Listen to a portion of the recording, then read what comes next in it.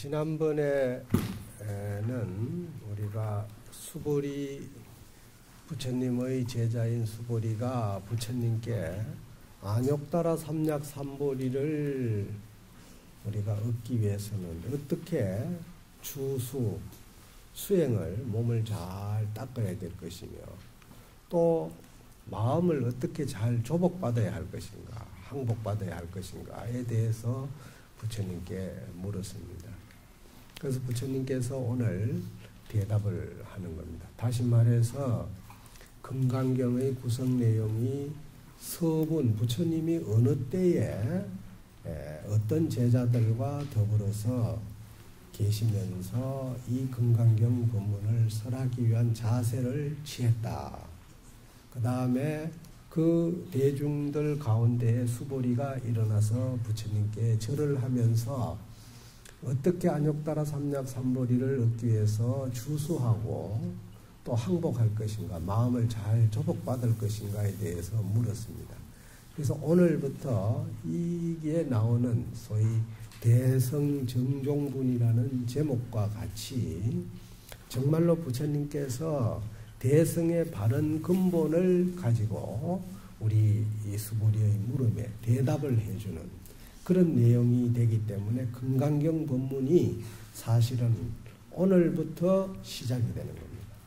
부처님이 그동안에는 이 법문을 부처님이 말씀을 하시게끔 하는 준비 과정이었다면은 오늘부터는 부처님께서 직접 하시는 내용이 경문에서 시작이 됩니다. 이것을 우리는 대성정종분이라고 합니다. 대성의 바른 근본을 가지고 부처님께서 수보리의 주수 항복에 대한 물음을 하나하나 답해 나간다. 이것이 이제 쭉 뒤에 반복되는 내용이 많이 있습니다만은 오늘 나오는 이 문장이 사실은 이거를 좀 더 구체적으로 쉽게 설명하고 하다 보니까 자꾸 늘어나는 것이지 오늘 이 문답 안에 모든 게 다 들어있습니다.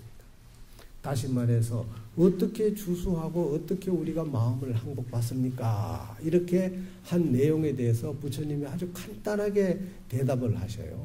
근데 사실 이 내용만 우리가 잘 알고 실천에 옮긴다면 금강경 법문을 다 듣는 겁니다.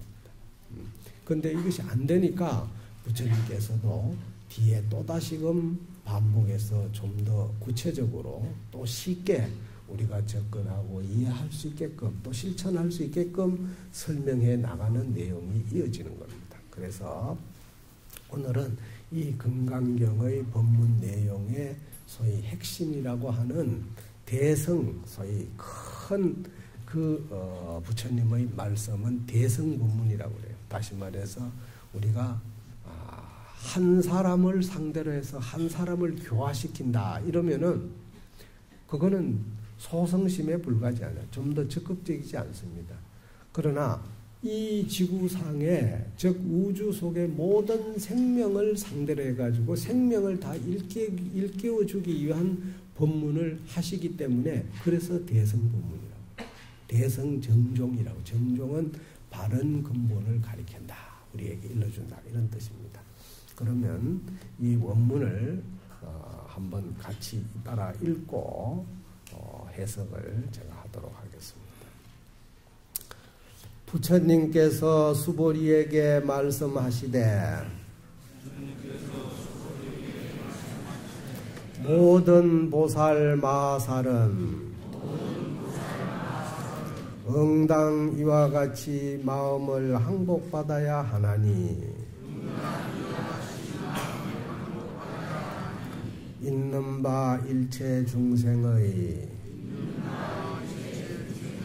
모습인 알로 생긴 것, 태로 생긴 것, 석기에서 생긴 것, 변화하여 생긴 것, 모습 있는 것, 모습 없는 것, 생각 있는 것, 생각 없는 것과 생각이 있지도 않고 생각이 없지도 아니한 것들을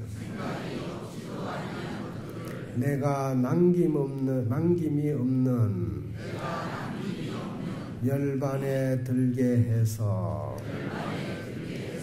멸도할 것이니 이와 같이 끝없는 중생들을 멸도한다고 해도 실제로는 중생을 멸도한 사람이 없느니라. 왜냐하면 수불이야 보살이 아상, 인상, 중생상, 수자상이 있으면 곧 보살이 될 수 없느니라. 이것이 우리가 마음을 항복받는 근본 그 요인, 즉 주수 항복에 대한 내용을 아주 간단하게 설명이 되어 있는데 이거를 우리가 이해하기가 결코 쉽지는 않습니다. 자, 여기에 이제 등장하는 보살은 무엇이고 마살은 무엇인가?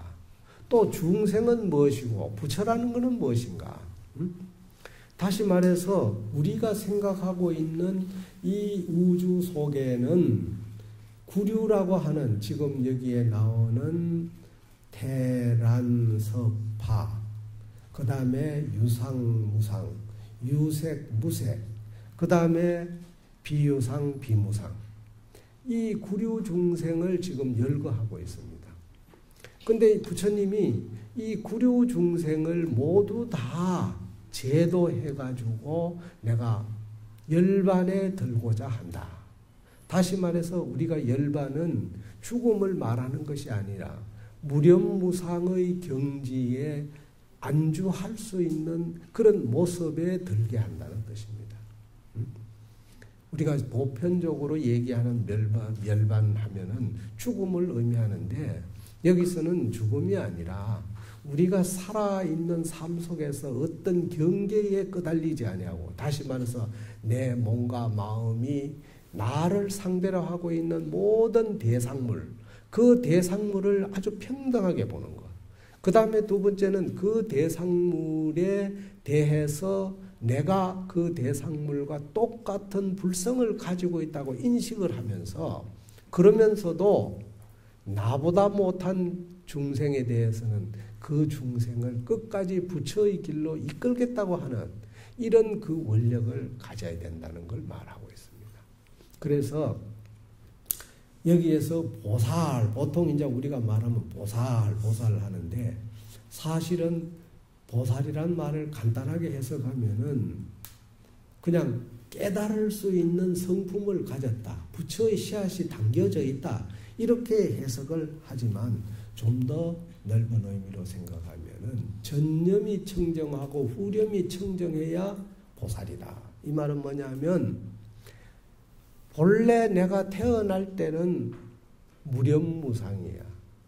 정말로 물들지 않고 깨끗한 마음이란 말이에요. 그런데 이게 성장하면서 내 육신이 자꾸 성장하면서 마음은 무념무상인데 육신이 성장하면서 마음이 때가 묻는다. 환경에 오염이 되는 거예요. 그런데 여기에 오염이 전혀 되지 않고 이것을 전생으로부터 이어받은 내 성근종자가 현생에서도 그대로 이어가는 사람을 그걸 보살이라고 해요.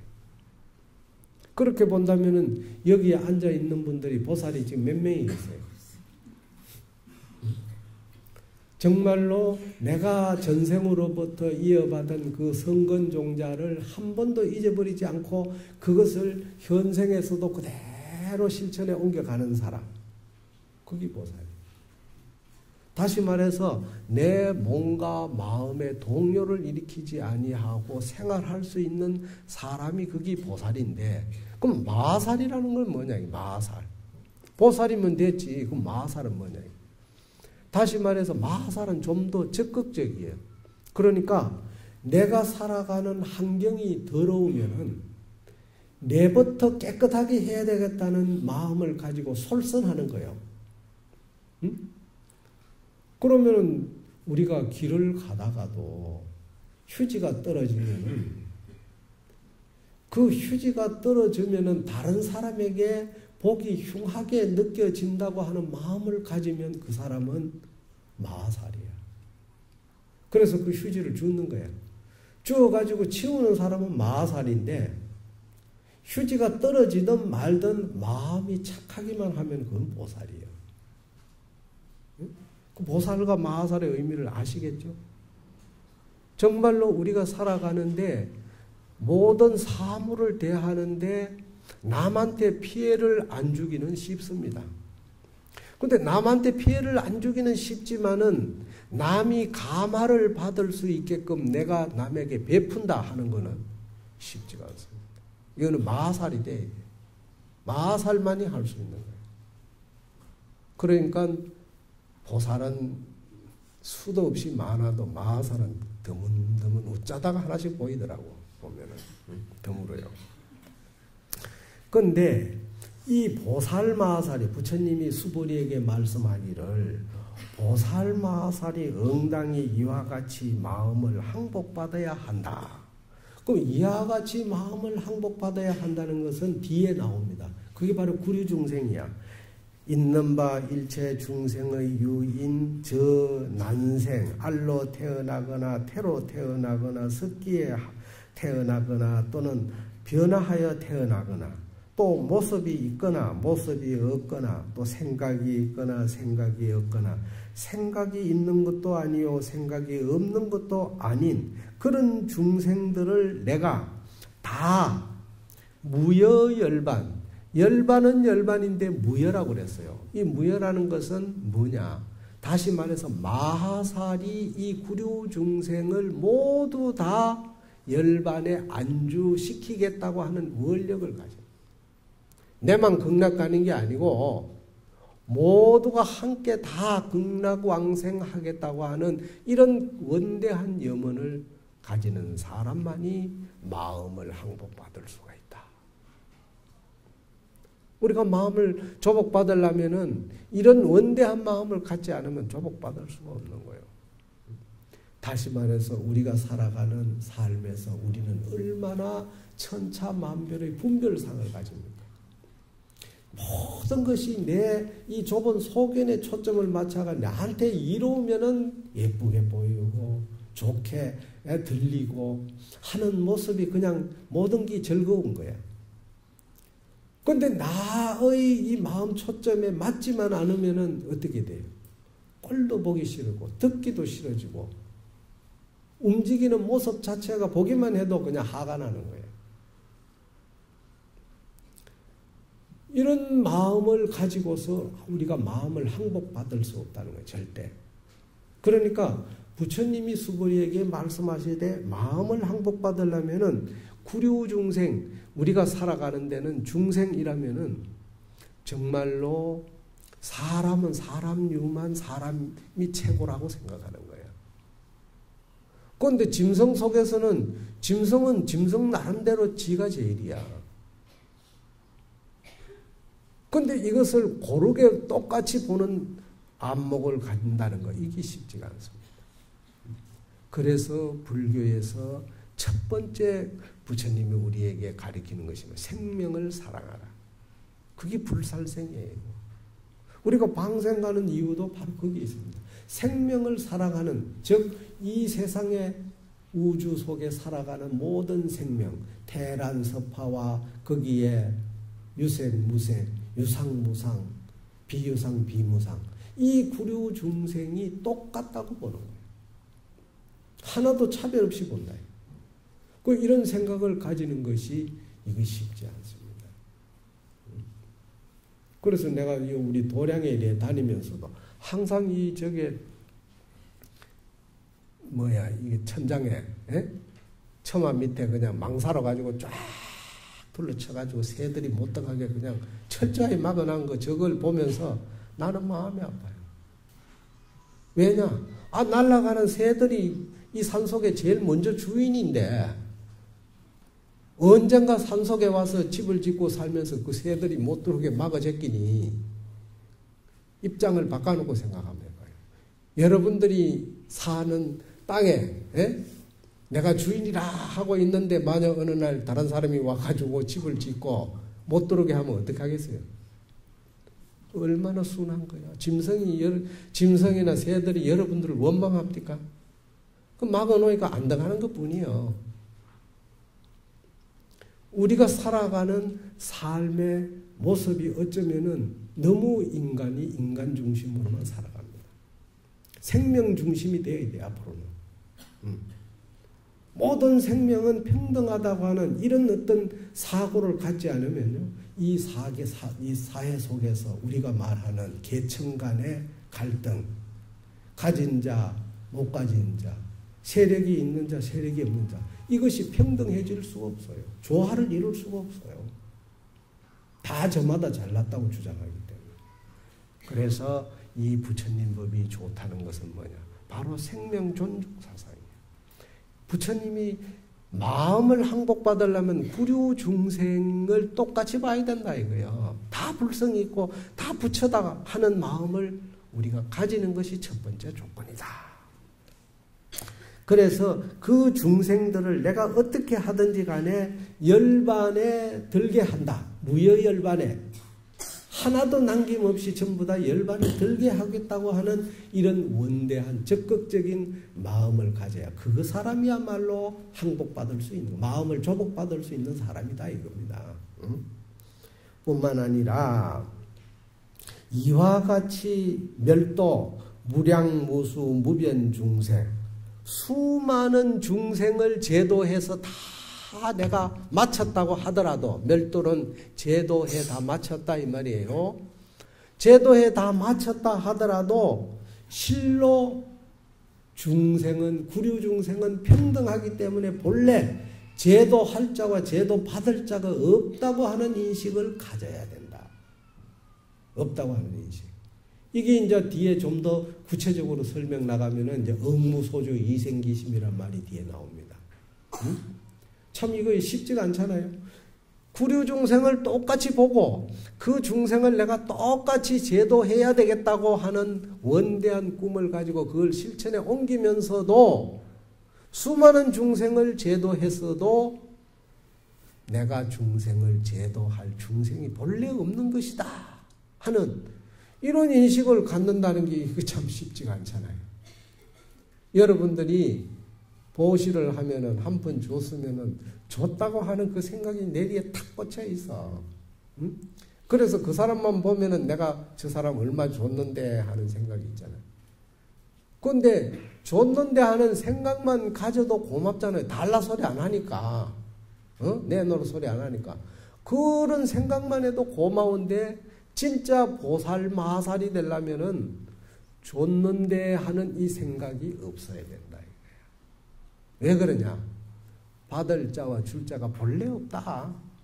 왜 본래 없느냐? 분명히 현실 속에는 있는데 이것이 바로 우주법계라고 하는 청정법신 비로자람으로의 세계에 도달하면은 받을 자와 줄 자와 없는 거예요. 피아가 없다. 능소가 없다. 그래서 불교는 항상 채상용이라는 이 세 가지의 구조를 가지고 봐야 돼. 첫째는 뭐냐? 불교의 본체는 무엇을 말하고 있는가? 본체. 다시 말해서 근본 가르침이 무엇인가? 그 다음에 상. 우리가 현실 속에 살아가는 모습을 우리가 어떻게 잘 분별해가지고 그걸 적재적소에 잘 적응해 나갈 것인가? 용.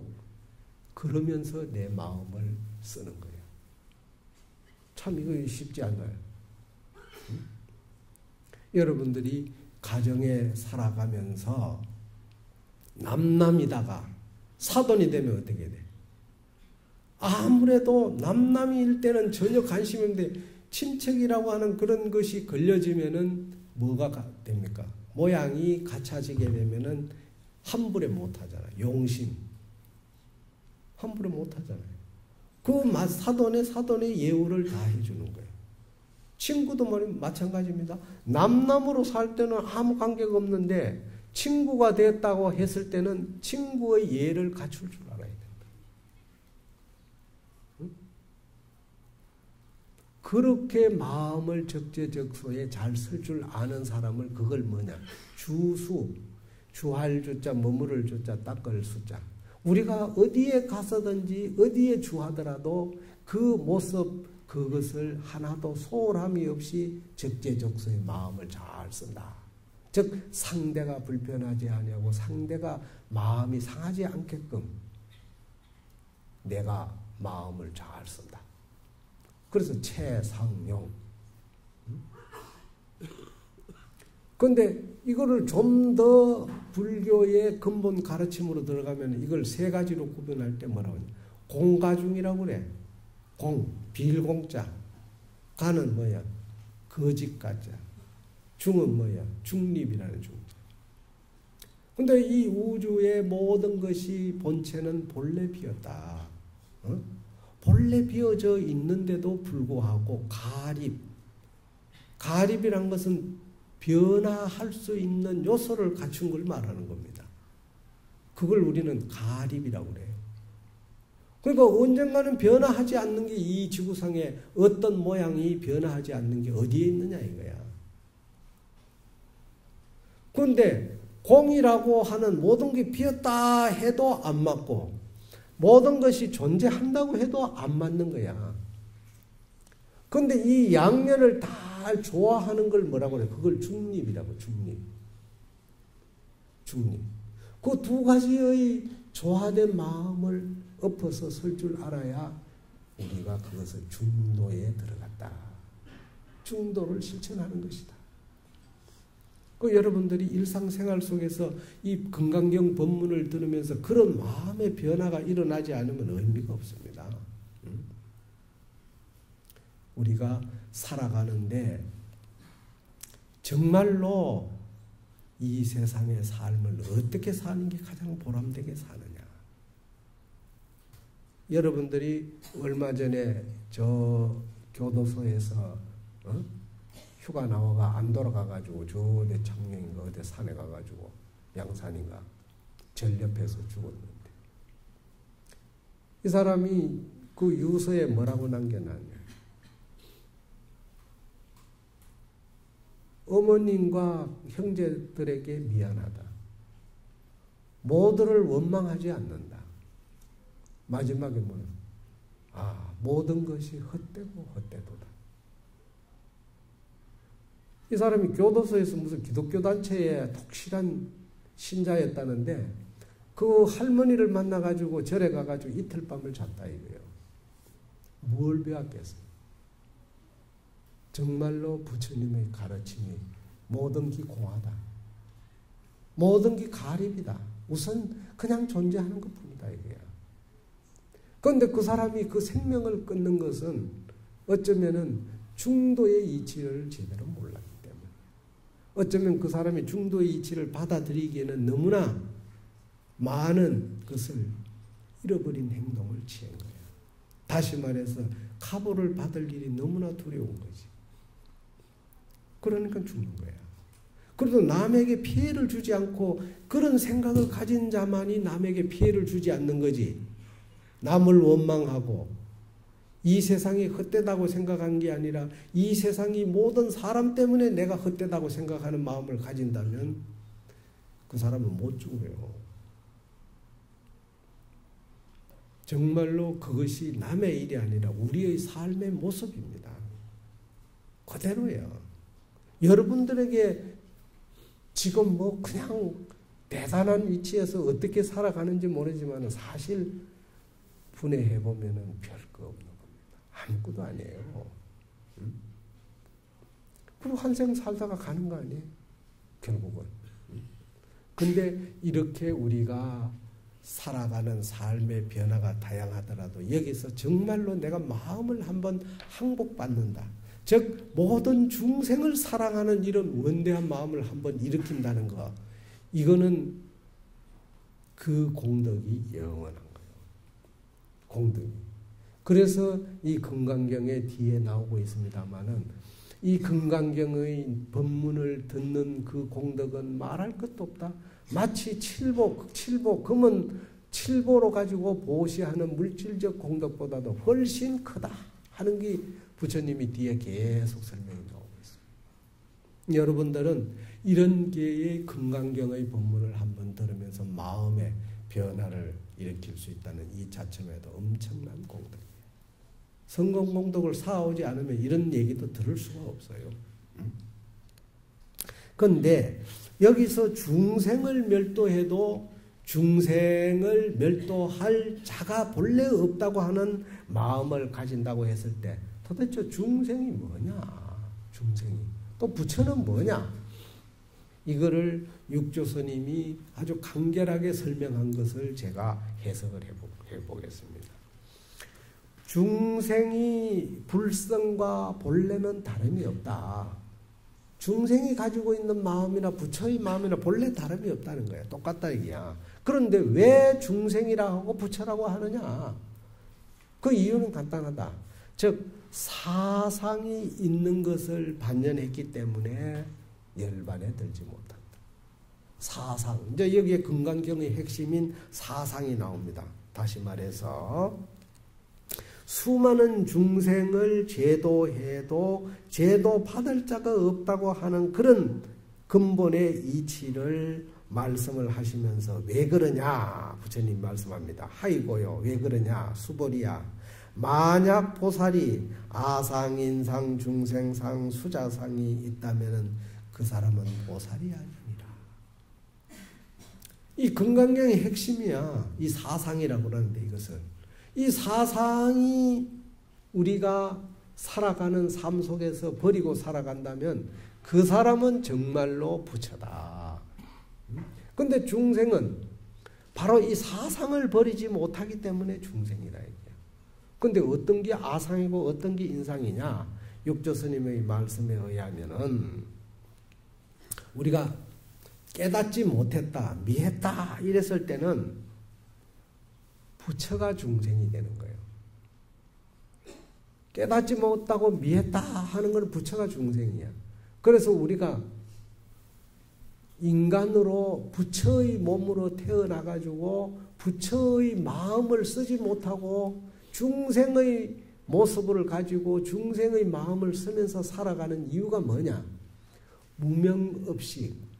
과거 숙세에 수많은 세월을 두고 무명업식이라 무명의 박지 못하는 그 업의 인연이 맺어져 가지고 그것이 현생에 이어져 감으로 해가지고 그 석기를 한 번에 못 고치는 거예요.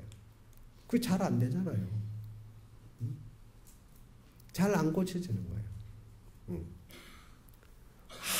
아무리 지식이 높고 권력이 높고 재물이 아무리 많아도 그 사람이 가지고 있는 그 성격, 그 용심, 모습 이게 하루아침에 안 바꿔집니다. 하루아침에.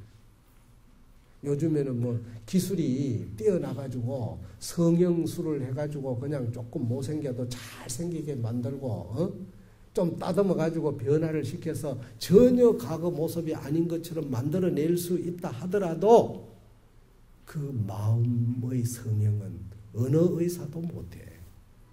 부처님만이 하는 거예요. 누가 마음 성형을 해주겠어요? 그런데 사람들이 살아가면서 마음의 성형은 하지 않고 외형만 성형을 하려고 자꾸 해가 남한테 예쁘게 보이고 잘 보이려고 하니까 이 계리 현상이 일어나는 거예요. 계리 현상. 그러니까 스트레스가 자꾸 쌓여가는 거예요. 스트레스. 일치가 안 되니까. 주수 항복이 안 된다 이 말이에요. 그래서 바로 그 중생인으로서 과거 무명업식으로부터 태어나가지고 본래 부처인데도 그것이 미했기 때문에 그것을 우리는 중생이라 하고 또 비록 미했다 하더라도 현생에 내가 몸과 마음을 잘 닦아가지고 부처의 모습 다시 말해서 이 우주 속의 모든 생명을 사랑할 줄 알고 그 생명 앞에 공경할 줄 알고 생명 앞에 사상 아상, 인상, 중생상, 수자상이라는 그 상호가 없다면은 우리가 그 사람을 부처라고 한다.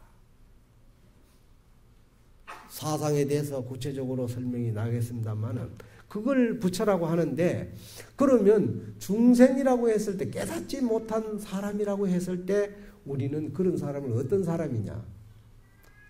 첫째는 내가 남보다 재물이 많다, 부자다, 잘 산다 하는 생각을 가지면서, 그 다음 두 번째는 내가 남보다 지식이 아주 높다.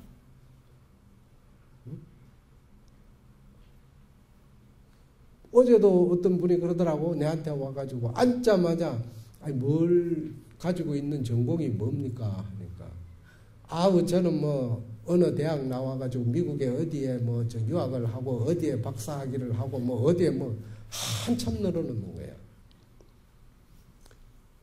이런 생각을 가지면서 그 다음에 뭐냐, 나는 정시 같으면 내 정시가 누구 정포원, 정몽주의 몇 대 후손이다.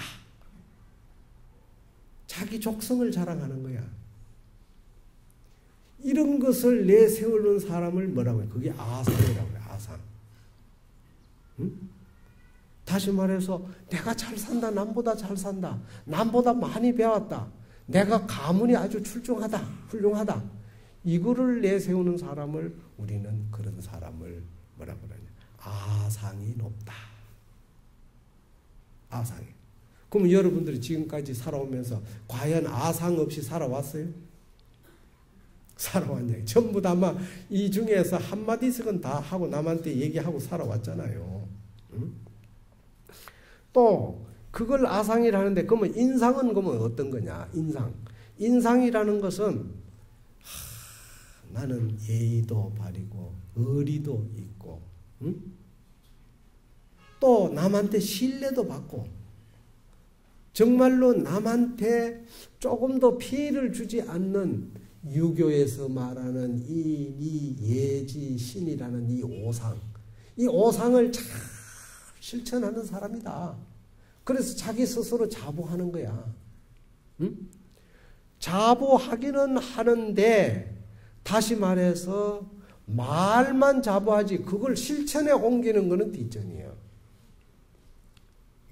말로만 가지고 떠들지 실천에 옮기는 건 뒷전이니까 그런 사람을 뭐라고 하냐? 그런 사람은 인상이라고. 인상. 그러니까 남이 하지 못하는 걸 나는 잘하고 있다고 하는 내세울 줄 아는 사람. 그 인상이 높은 사람. 그럼 중생상이라는 것은 어떤 것이냐? 중생상이라는 것은 좋은 일은 그냥 자기 쪽으로 다 방향을 트는 거예요. 나쁜 일은 남이 하도록 하는 거야. 좋은 거는 자기가 하고 나쁜 일은 남이 하도록 미루는 거. 이런 사람을 중생상이라고 해요. 제가 지금 얘기하는 이 아상, 인상, 중생상에 한 번도 해당되지 않고 살아왔다고 생각하는 사람이 있으면 한번 손 들어봐요.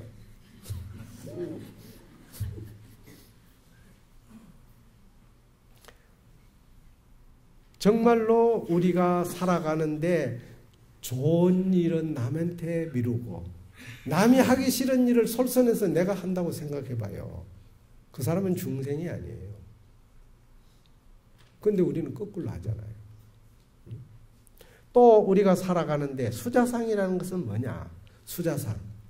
수자상은 이 지구상에 구류 중생이 분명히 존재합니다.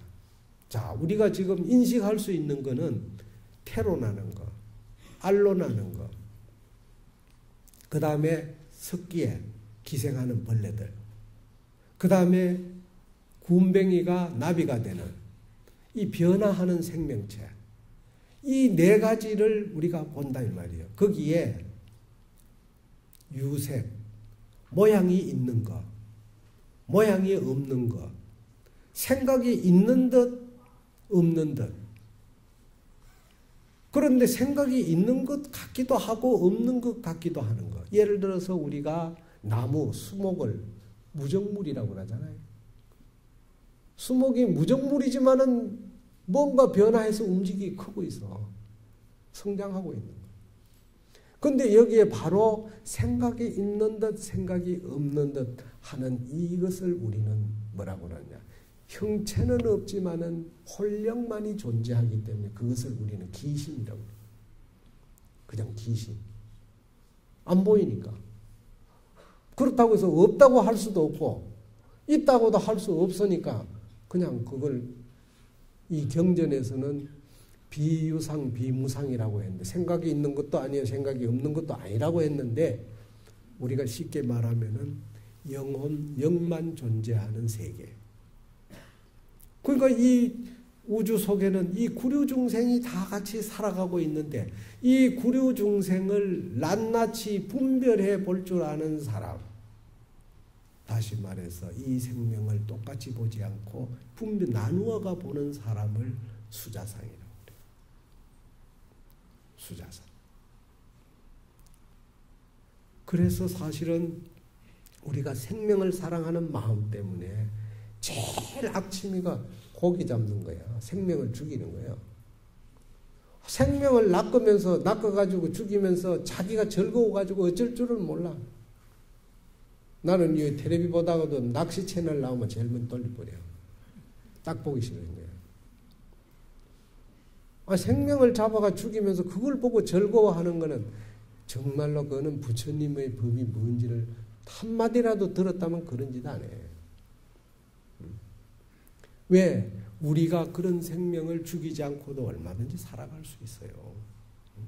그런데 부득불 예를 들어서 모기가 전염병을 만들어내니까 그걸 쫓아야 되는데 아무리 쫓아도 자꾸 날라오니까 할 수 없이 탁 잡아가지고 죽일 때는 어쩔 수가 없잖아. 그게 옛날 어른들은 뭐라고 하냐. 딱도 죽이거나 해탈해라. 이 모기의 몸을 벗어나서 다시 인도환생해라. 해탈해라.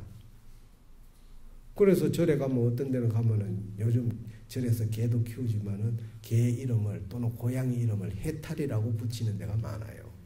그건 뭐냐?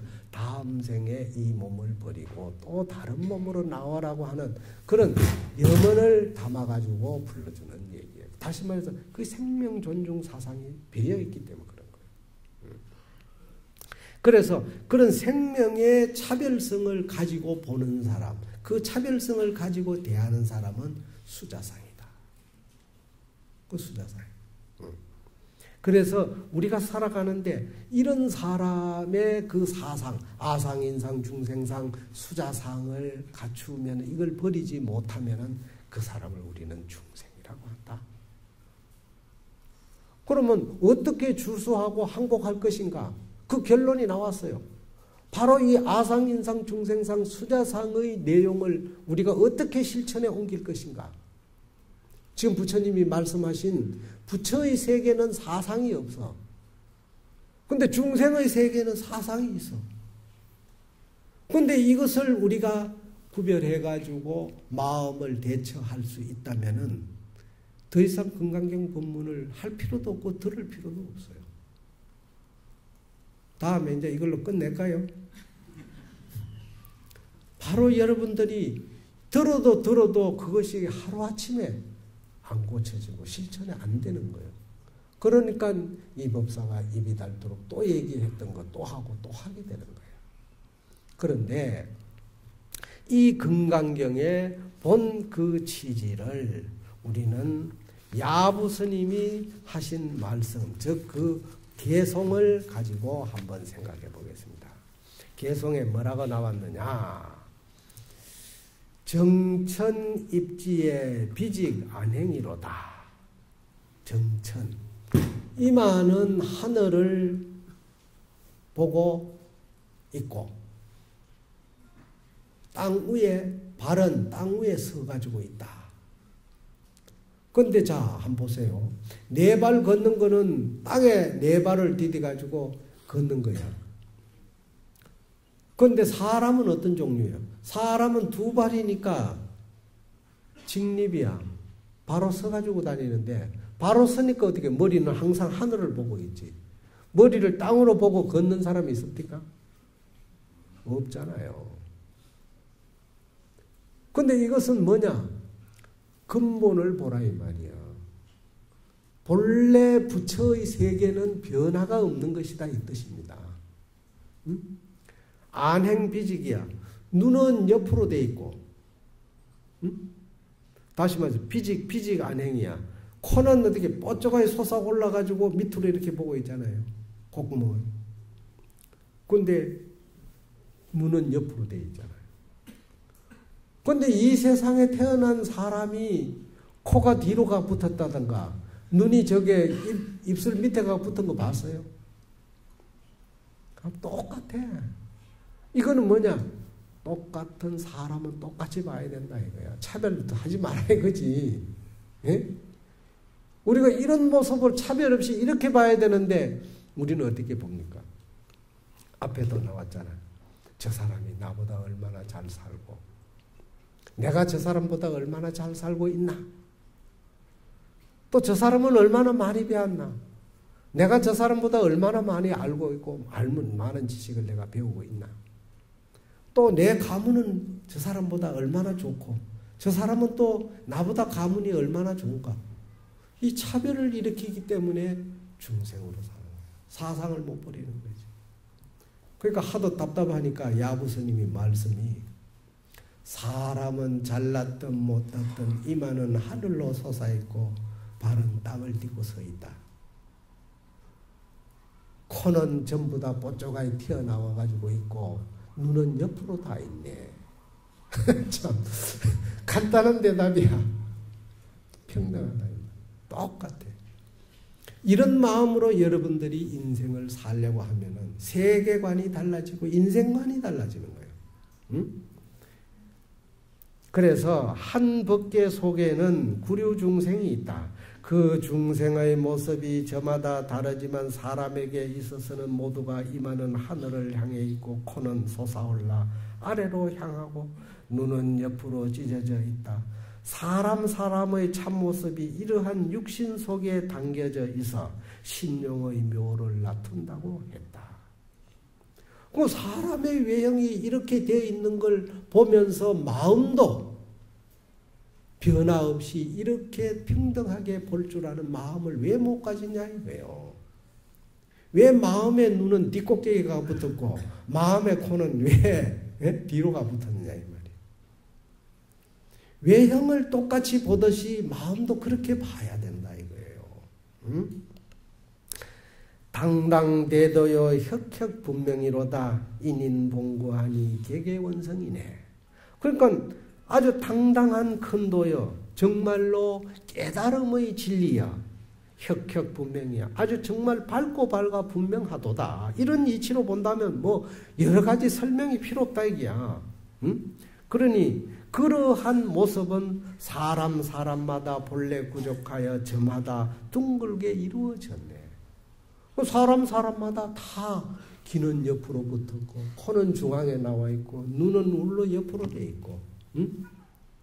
입은 코 밑에 다 있고 다 저마다 부족해. 조금도 모자람이 없다 이 말이에요. 응? 부처가 되기에 부족함이 없는데도 왜 우리는 중생으로 사느냐. 바로 마음의 사상을 버리지 못하기 때문에. 응? 그런데 지인 차일념의 현출만반형이라 다만 한 생각의 어긋남으로 인해서 내 마음 한 번 자칫 마음 움직임이 출발점이 잘못됨으로 인해 가지고 다시 말해서 첫 단추를 잘못 끼움으로 인해 가지고 결국은 뭐야? 10,000가지 형상이 나눠진다. 중생과 부처가 나눠지고 좋은 일과 나쁜 일이 나눠지고 극락과 지옥이 나눠지고 응? 우리의 삶이 그렇게 변화해 간다 이거예요. 한 생각 잘못되면 그래요. 응? 그래서 일진법계라는 것은 우주를 말하는 거야. 일진법계 속에 구류중생이 동거함에 아무런 불편함이 없다. 이 우주는 모든 생명을 다 받아가지고 모든 생명이 저마다 살아가도록 만들어줘. 이 우주가 어떤 생명은 여기에 존재하게 하고 어떤 생명은 여기에 존재하지 못하게 차별 일으킨 거 봤어요? 다 받아줘요. 응? 아무런 불편함이 없다. 특히 저마다 갖추어진 모습 속에 옷 입고 밥 먹고 손 흔들고 눈썹 찡그리는 것은 누군가로부터 배운 것이 아니라 대도의 빛을 받은 마음이 저마다 있기 때문이다. 자, 여러분들이 못났다고 걱정할 필요 없고 못났다고 성경 갈 필요 없어요. 왜냐? 마음이 원만해지면 얼굴도 그 못난 얼굴이 둥그스름하게 복스럽게 변해가는 거예요. 마음이 원만해집니다.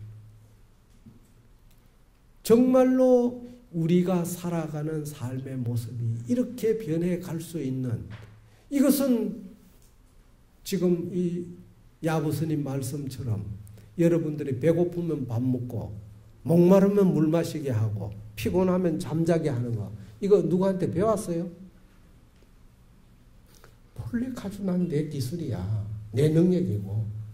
응? 그 이대로 이건 누군가로부터 전수받은 것도 아니고 내가 가져온 본섭이라 이 말이에요. 그런데 그 모습 속에서 내가 마음을 그렇게 쓸 줄만 안다면은 바로 내가 보살이고 마살 아니냐 이 말이에요.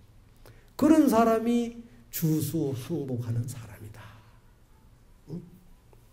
그러나 이처럼 무예자재한 모습을 갖추어 있으면서도 바깥 경계에 끄달려서 망념을 일으키는 것이 무엇인가? 오로지 한 생각 그르친 데서부터 1만 가지의 변화를 일으킨다는 것이다. 외경의 바깥 경계에 쫓아가는 무명의 실체 없는 마음을 버리게 되면 사바세계의 밝고도 분명하고 당당한 대우주의 진리가 바로 자기 자신 속에 있음을 알게 된다는 것이다. 따라서 부처님께서 수보리에게 말씀하신 것도 구류중생을 위하여 제도하였다고 하더라도 제도한 생각이 없어야 한다는 것이다. 법계의 법성에는 제도할 자와 제도받을 자가 없기 때문이다. 이 우주 속의 모든 생명은 저마다 존재 가치를 인정하고 다 살아가게끔 우주가 다 그렇게 포용을 하고 있다 이 말이에요. 응? 만약 사상과 같은 마음을 일으키게 되면 진정한 항복이 될 수 없음을 가르치고 있다. 주수 항복에 대한 근본 가르침을 아주 간단하게 아상, 인상, 중생상, 이 수자상을 설명하고 있습니다. 그래서 이 사상의 마음을 우리가 제대로 갖추려면은 좀 더 구체적으로 설명하면 4가지 마음이 있어야 돼.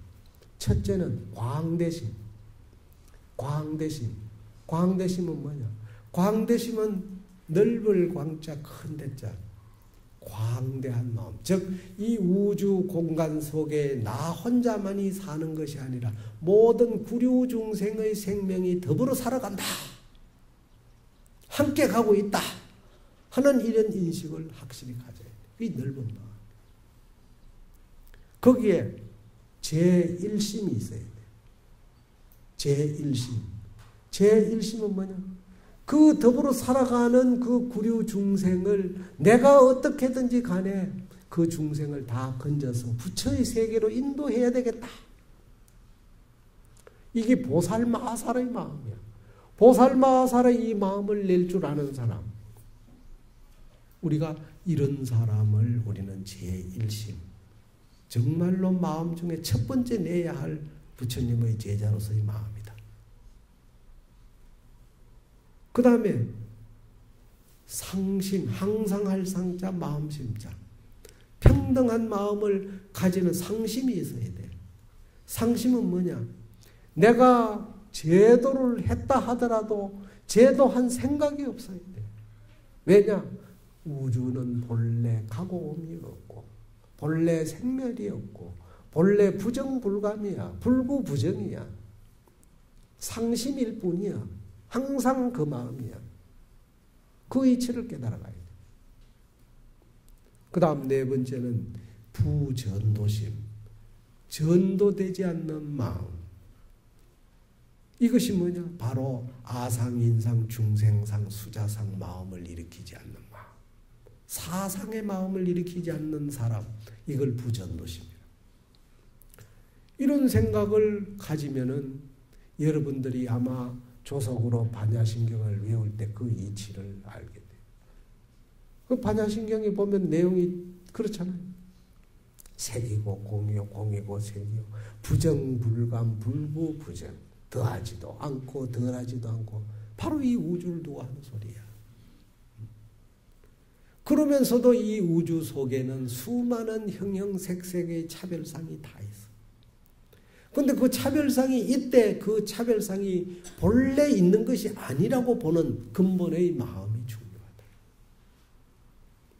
이걸 우리가 수행을 통해서 체험을 통해서 하나씩 하나씩 닦아가는 수밖에 없어. 초생 초청문하니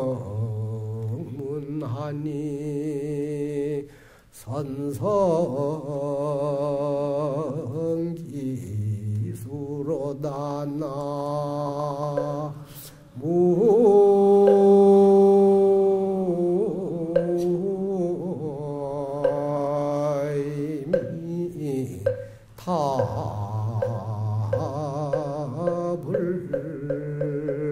선답은하주하니 차교여시수로다 나무이미